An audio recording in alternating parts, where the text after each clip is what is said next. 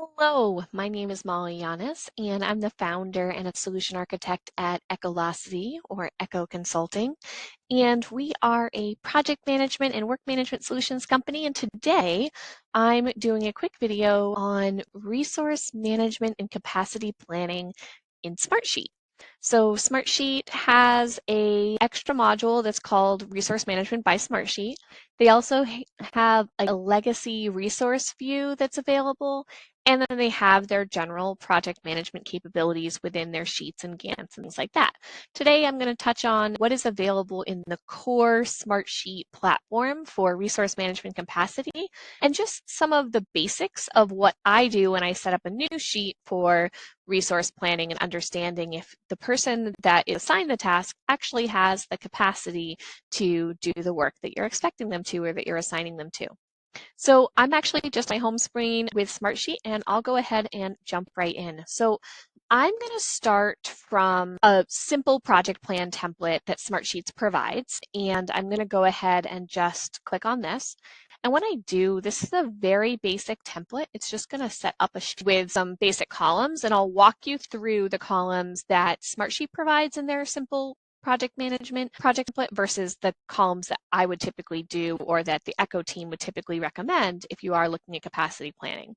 When I click create from template, it's just going to set up a brand new workspace for me. So it'll be starting completely from scratch. You have this available if you're setting up a task tracker or a project plan. So I'm going to go ahead, get rid of the checklist. That's just their directions for assigning tasks and things like that. And I'm going to go ahead and go to their task tracker, project plan, whatever you want to call it. I'm going to get rid of the navigation so we have a little bit more space because I am on my laptop today. So from here, I'm put into my grid view, and you'll see that they have provided a column that's called resource allocation. We're going to talk a little bit about what they mean by that. I have an assigned to, so what tasks are assigned to which people, a status column, a start date and end date, and then I have an estimated effort in days column. So those are the very basic columns that I have here. So the first thing I notice is that I don't have a duration column. So when I'm setting up a plan, oftentimes I'm not wanting to put in like a specific date, but instead what I would want to do, I would want to put in, okay, I think this is about a week of effort or about a week duration or 15 days or something like that. So I want to go ahead and add a duration column. So I'm going to go ahead and I'm going to add a column. So I'm right clicking and I'm just going to insert a column to the right, and I'm going to add a duration column, and I'm going to call it duration. I know we're shocked. All right. So I added a duration column. So I added a duration column. So let me just put 5 days here. It didn't update my start and end date. Why do we think that it didn't update it? Also, it didn't auto-populate what the duration was. Now, I could go in and add a formula and say, okay, this minus this is going to be the duration. But that's not really what I want it to do, right? I want to be able to go ahead and update this to 5, and I want it to be able to update the dates. So one of the things that I find really confusing with Smartsheet for resource management, once you get used to it, it's easy, but to actually add the duration column in, you have to go to the Gantt view, and the Gantt view is the only place that you can find this little gear. And within the gear, you can set up dependencies, you can set up the Gantt timeline settings, and then you can also set up resource management. So when I come here, it's dropping me to dependency settings. It's auto-populated, said, okay, start date, end date. It won't let you open the Gantt view up if you don't at least have 2 date columns. So do remember that if you're starting from complete scratch with a grid and you're not starting from a template, you have to have 2 date columns. In this case, I do. I have 2 date columns. I don't have a percentage complete column. I'm going to go ahead and enable dependencies. Now, when I do that, it's going to look to see if I have a duration column. So I have a column named duration. So I'm going to say, yeah, let's use that for the duration. And then it added a column for predecessors for me. Okay. And here's where I can add working days. So if it matters to you, working days for duration versus, weekends and things like that, this is where you can configure all that. You can also configure holidays and things like that. If you're used to Microsoft Project, they have a little bit more functionality there, but you do have the ability to update the schedule here. Okay. Now, in addition to that, I can go resource management and I see that it's currently disabled. So this is by default. Resource management by Smartsheet requires an additional license, so we're not going to worry about that right now. And then legacy resource management, which has some additional views, I'm going to show you. So I'm going to just do this. It has to have an assigned to resource column and then a percentage allocation column. So I don't have a percentage allocation column right now, but I'm going to go ahead and just use the resource allocation column that Smartsheet set up. Actually, I don't think I showed you what they did yet, so let me hold up on that and we'll come back. So I'm going to click OK. So what am I doing here? So over here, I don't really need the Gantt. The only reason I'm in the Gantt is because I need this little gear to show you about resource management. So I'm just going to kind of move that aside.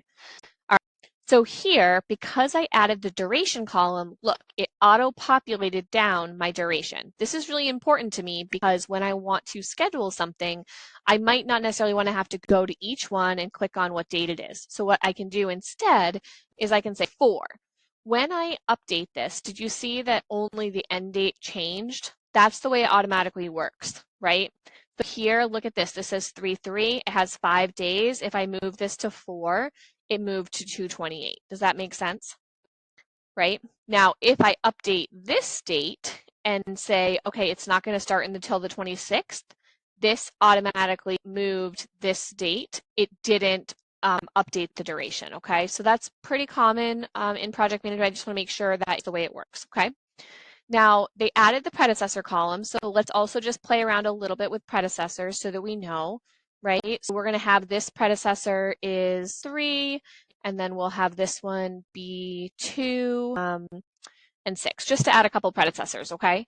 So what happened when I added a predecessor, right?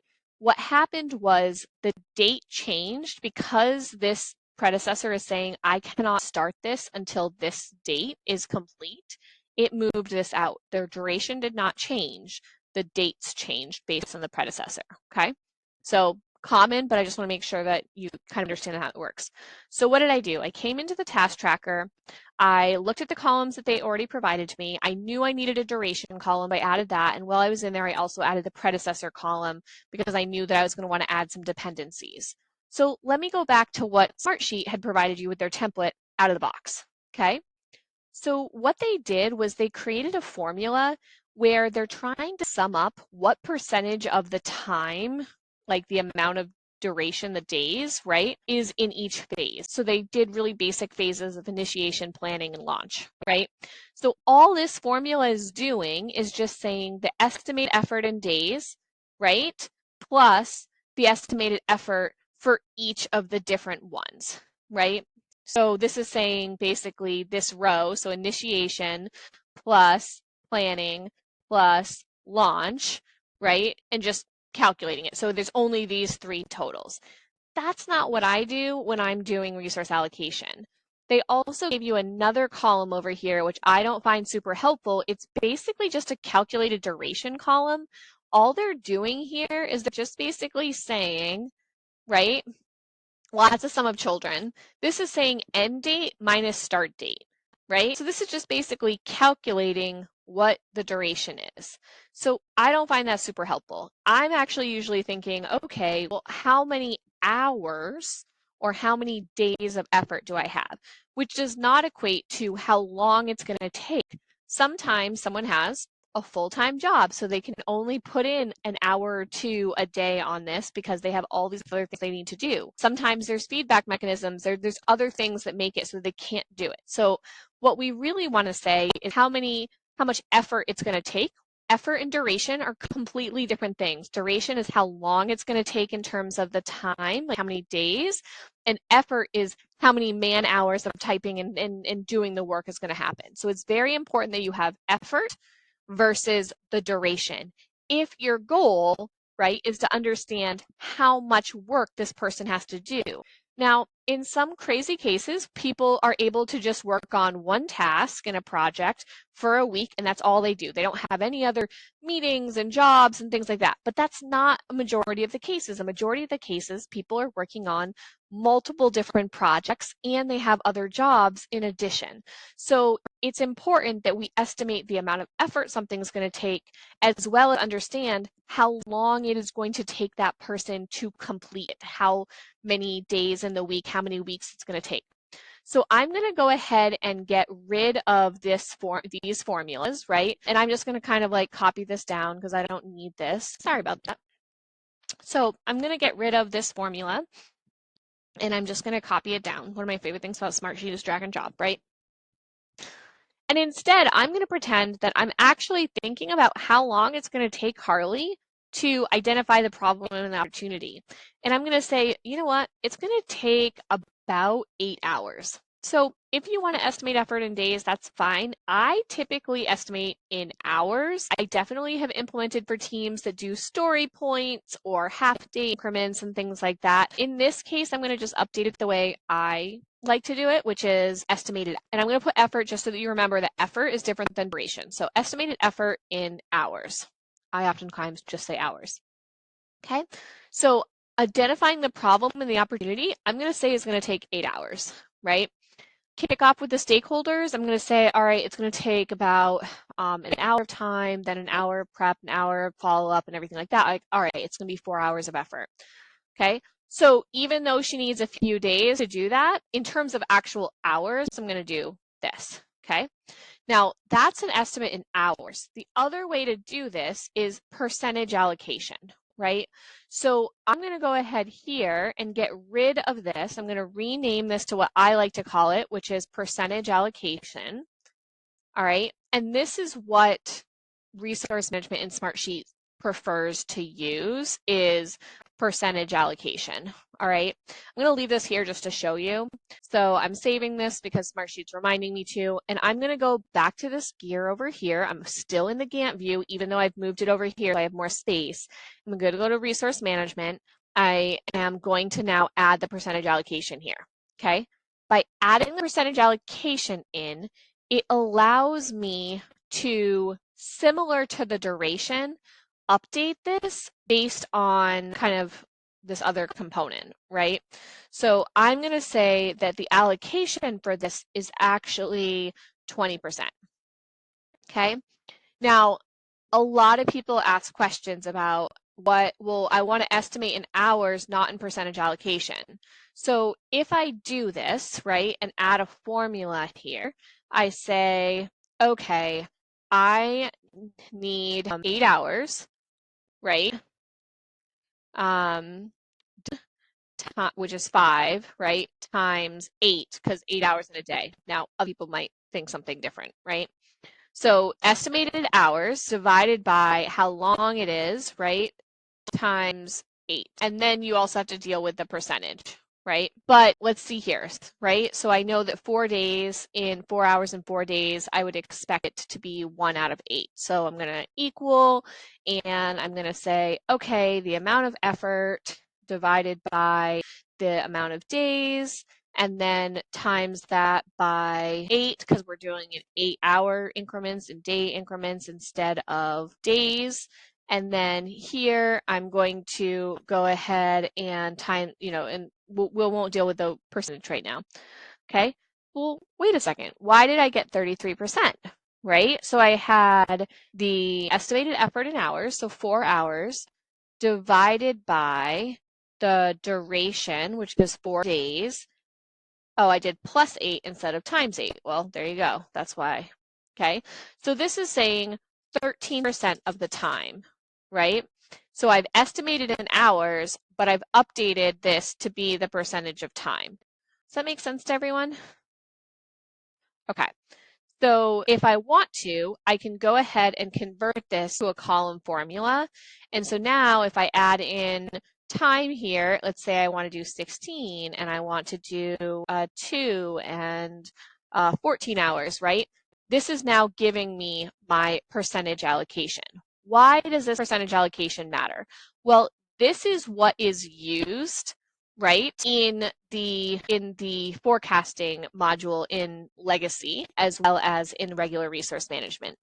Now, Echo actually has kind of like a homegrown resource management where we sum it up by day or sum it up by week. Kiefer, one of our solution consultants, is fantastic and does a lot of different views for organizations that really, prefer to keep it all within the basic Smartsheet licensing. But for right now, this percentage allocation is important because there's actually a little icon here if we have too much work for this named person. So what I'm going to do next is I'm actually going to copy this task, right? I'm going to click Control Copy, and I'm going to paste it multiple times, right? And I'm just going to say task 1, task 2, task 3. Okay, but they're all assigned to Haley and they all have the same dates. Now, what if my percentage allocation, right, for this is here and 40 and 20? So one of the things to consider, right, is what's going to happen to Haley's schedule, right?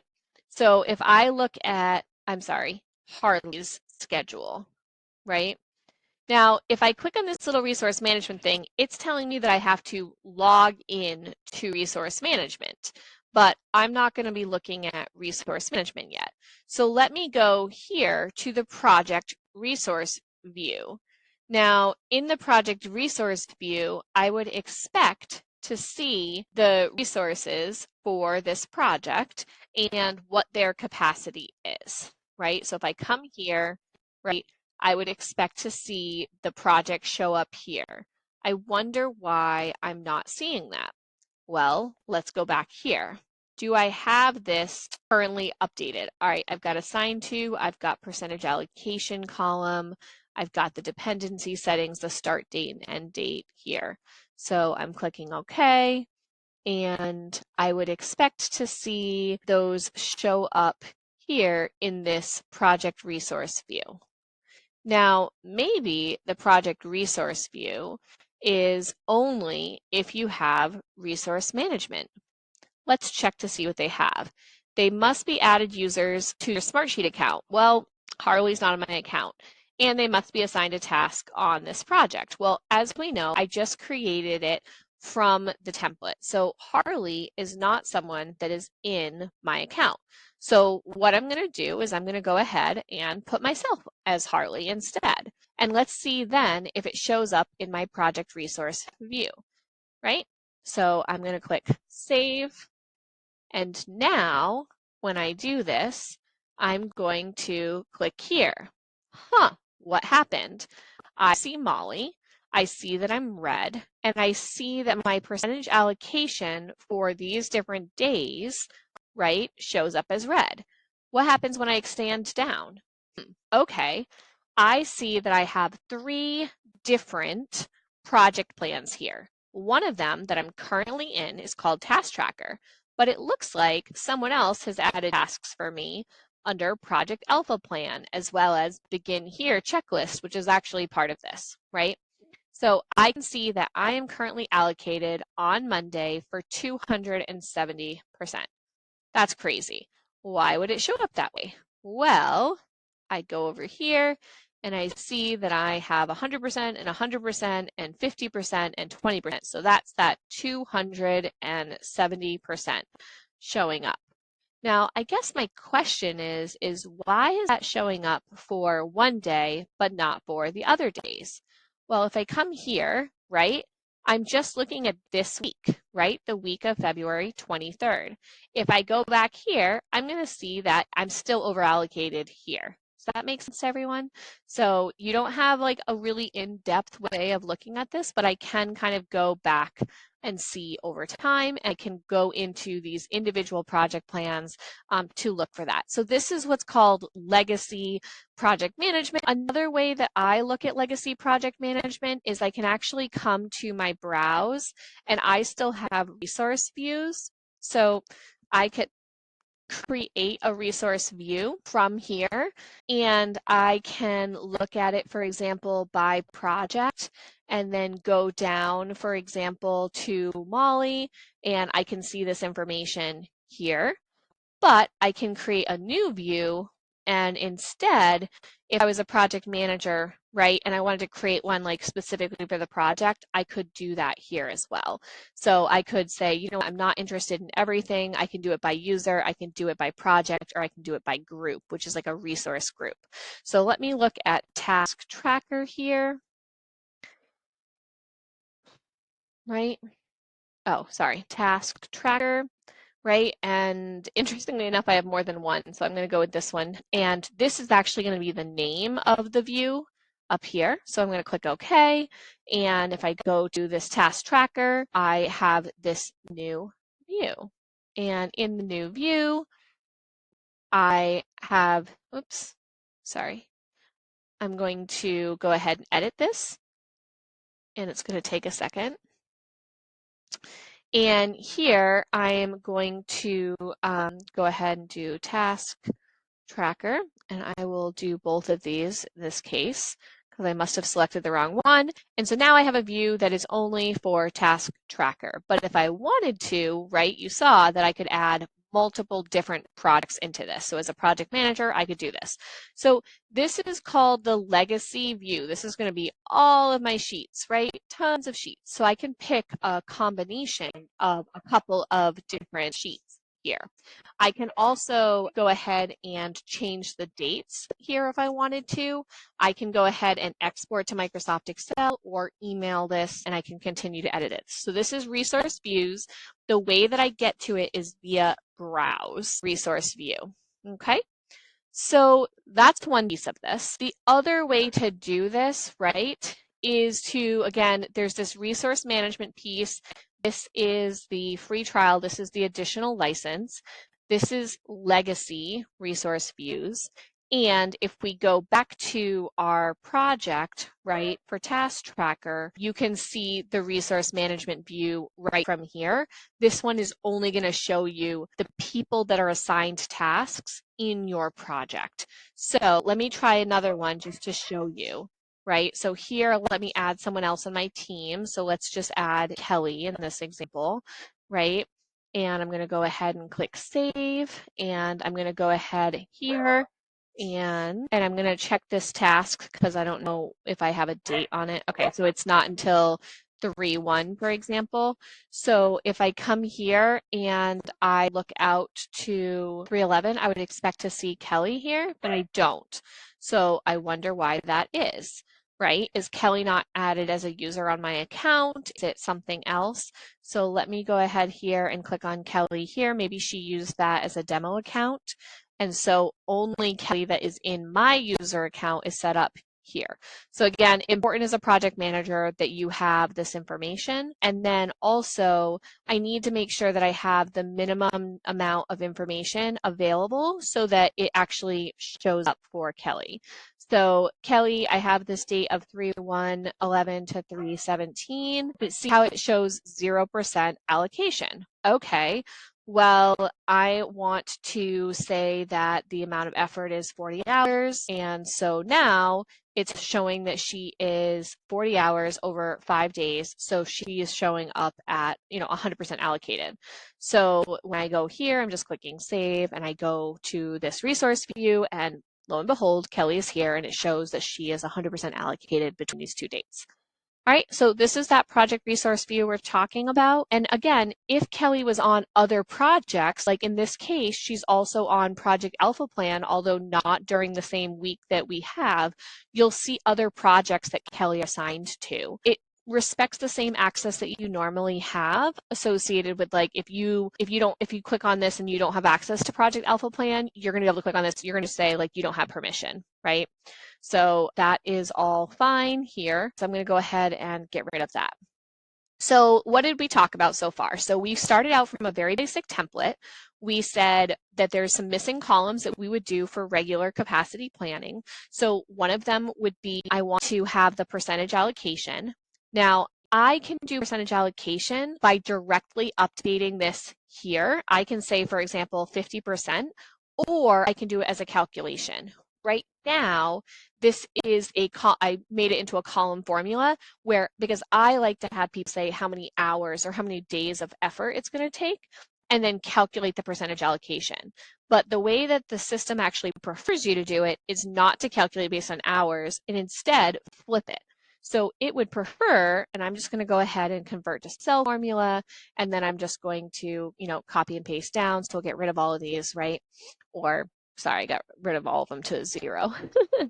So let's go here, right? And so instead, what if I were to calculate the hours based on this? So instead, the formula would look like this. It would go percentage allocation, right, times the duration, right, and then times 8, assuming that you have 8 hours of work in a day. I've seen organizations use 7 just because an hour of admin and other things, but let's just say this, right? So now we know what the estimate is in the hours. So we basically changed this over, okay? So for this, I'm going to say 4%, right?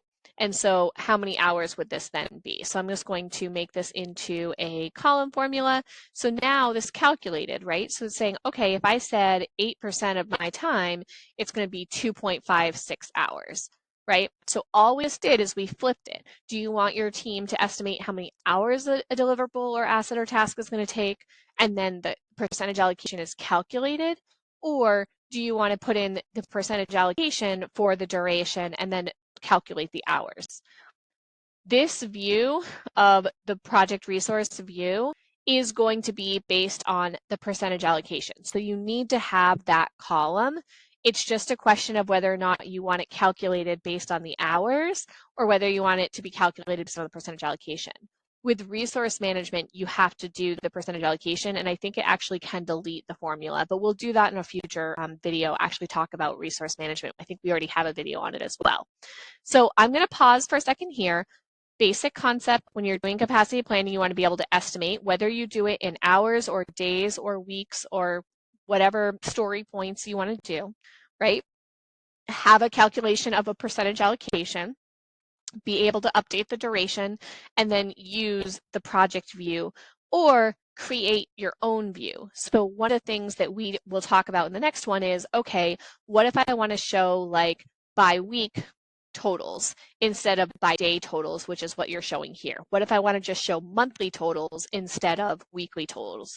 So we'll do some reporting and show how to add some additional helper columns to get us those totals in weeks and months and quarters so that you can kind of look capacity planning. Because oftentimes before we get to an actual project plan, there's planning associated with potential projects and how much effort it's going to be for a specific role, even before a person gets named. So we'll talk about that in the next session. So I hope you enjoyed this initial resource management video in Smartsheet, in basic Smartsheet grid format.